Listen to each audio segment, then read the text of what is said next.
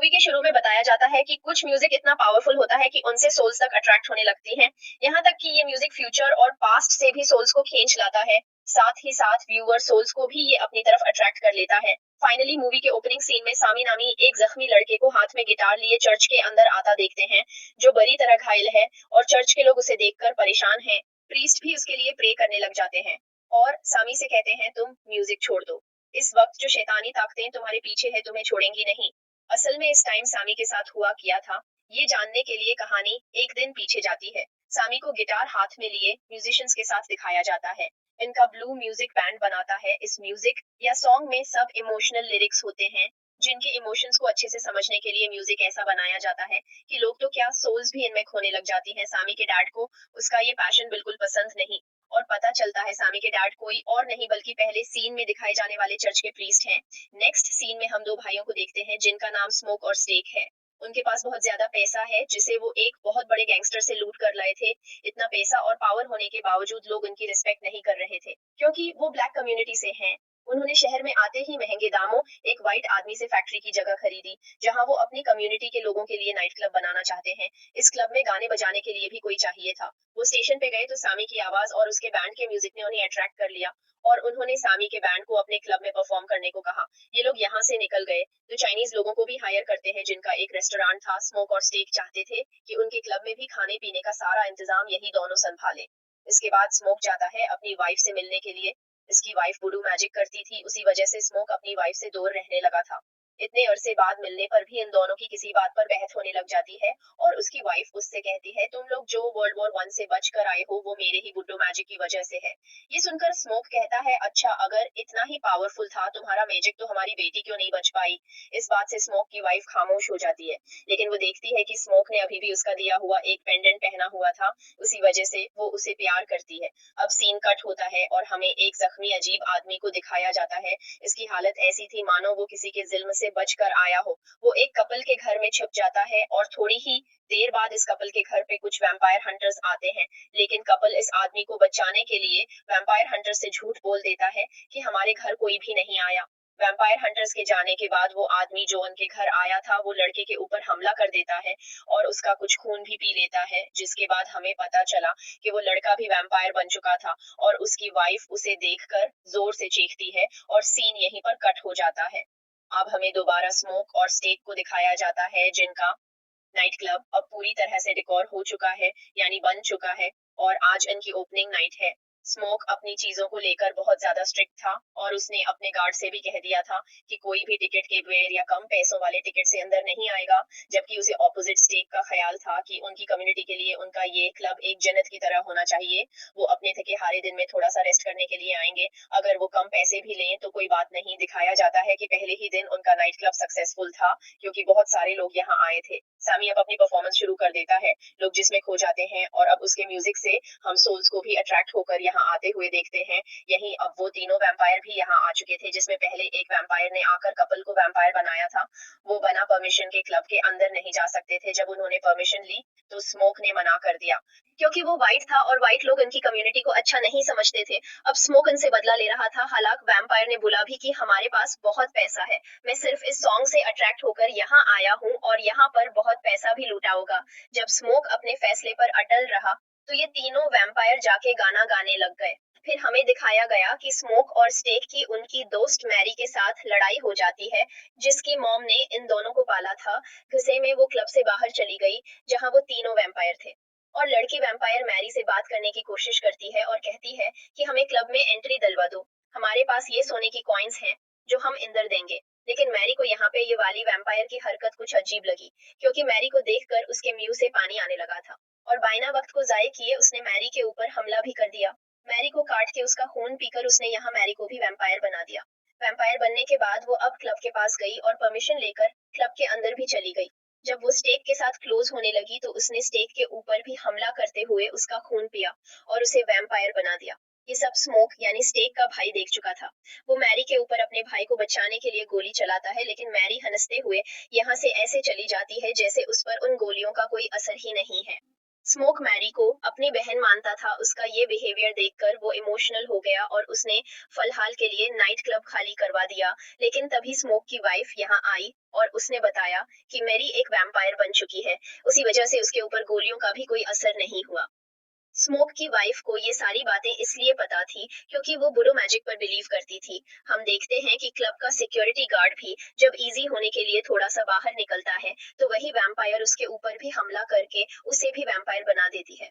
उसके बाद जब वो भी क्लब के अंदर आना चाहता था तो उसे भी परमिशन मांगी पड़ी।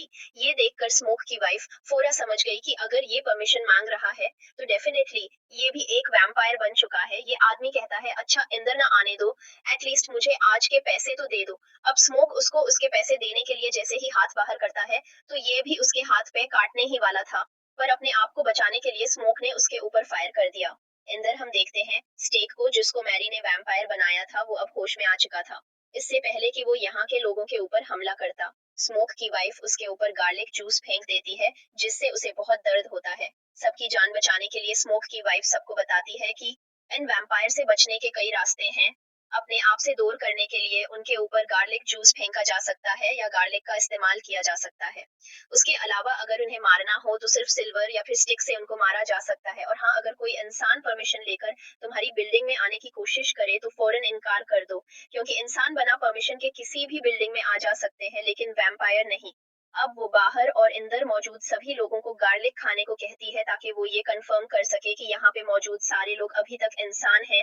अब इस क्लब से बाहर का सीन दिखाया जाता है। जितने भी लोग इस क्लब में आए थे, स्मोक ने उनको तो बाहर निकाल दिया था, लेकिन बाहर जाकर वैम्पायर्स ने आन के ऊपर हमला कर दिया। काफी सारे लोग जब वैम्पायर्स में बदले तो उन्होंने अपने ही जैसे दूसरे लोगों पर हमला करके सभी लोग तकरीबन यहाँ पर उस तरह वैम्पायर्स में बदल गए। और अब ये वैम्पायर्स मिलकर एक अपनी ही पार्टी कर रहे थे। यहाँ तक कि ये लोग इंतजार भी कर रहे थे कि क्लब में बचे हुए इंसान कब बाहर निकले और कब ये लोग उनके ऊपर टूट पड़े। इस मौका पर उसकी वाइफ कहती है वैम्पायर से बचने के लिए हम पूरी रात उसी बिल्डिंग में रहेंगे। सुबह होने पर ये सभी वैम्पायर्स यहाँ से गायब हो जाएंगे क्योंकि वो सूरज की रोशनी में नहीं रह सकते।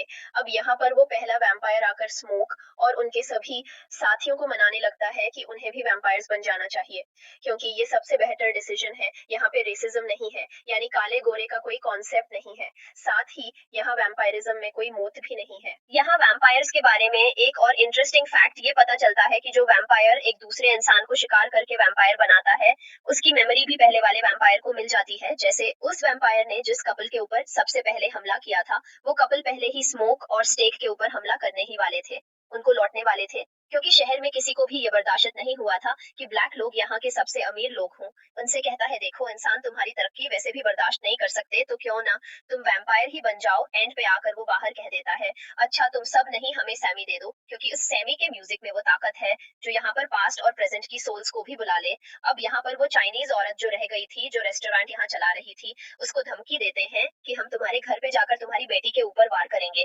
ये सुनकर वो जज्बात में आकर उनको अपने से लड़ने की धमकी दे देती है और ऐसे वैम्पायर्स को इस नाइट क्लब के अंदर आने की परमिशन मिल जाती है।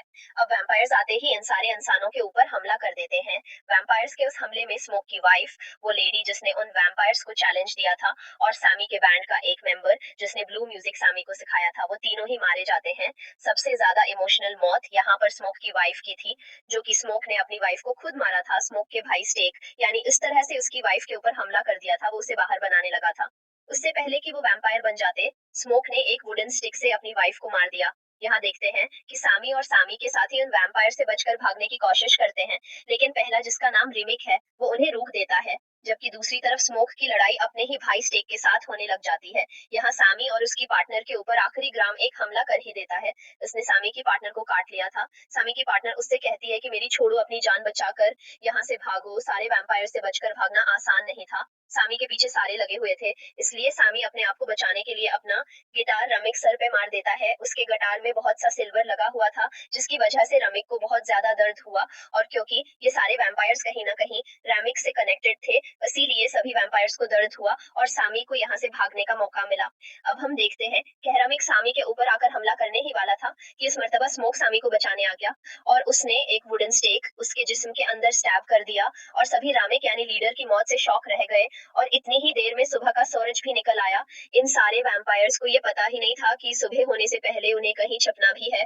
इस सूरज की रोशनी बढ़ते ही ये खुद ब खुद जल गए। इसके बाद सामी स्मोक को जल्दी से यहाँ से भाग जाने को कहता है, क्योंकि वो जानता था कि जिस गैंगस्टर के पैसे वो मूवी के शुरुआत में लौट कर आया था, उसके लोग जरूर उसके ऊपर हमला करने के लिए आएंगे। और ऐसा ही हुआ। यहाँ पर बहुत से लोग उसे पकड़ने के लिए आ गए, जिनके साथ स्मोक ने अकेले ही अपनी गन से फाइट की और इन सबको मार गिराया। लेकिन जवाब में वो दूसरे लोग भी फायरिंग कर रहे थे, जिनकी गोलियों से स्मोक बहुत ज्यादा जख्मी हुआ था। वो अपनी आखिरी सांसें ले रहा था, जिसमें दिखाया जाता है कि वो अपनी वाइफ और बेटी को भी याद करता है और ऐसे ही वो दम तोड़ देता है। अब हम सामी को देखते हैं, जो हाथ में गिटार का सर ले चर्च के अंदर आया है। यानी ये मूवी का स्टार्टिंग सीन है। यहाँ पर हमने पहले भी देखा था कि सामी के डैड, जो कि प्रीस्ट हैं, वो उससे म्यूजिक छोड़कर प्रे करने की बात करते हैं। लेकिन सैमी ऐसा नहीं करता और वो गिटार का हेड लिए यहाँ से चला जाता है। उसके बाद मूवी के पोस्ट क्रेडिट्स में हमें 60 साल बाद का वक्त दिखाया जाता है और हम बूढ़े सामी को देखते हैं, जो आज तक वो ब्लू म्यूजिक बनाता है। सामी गाना गा रहा था और बस यही दिखाते हुए मूवी यहाँ पे खत्म हो जाती है।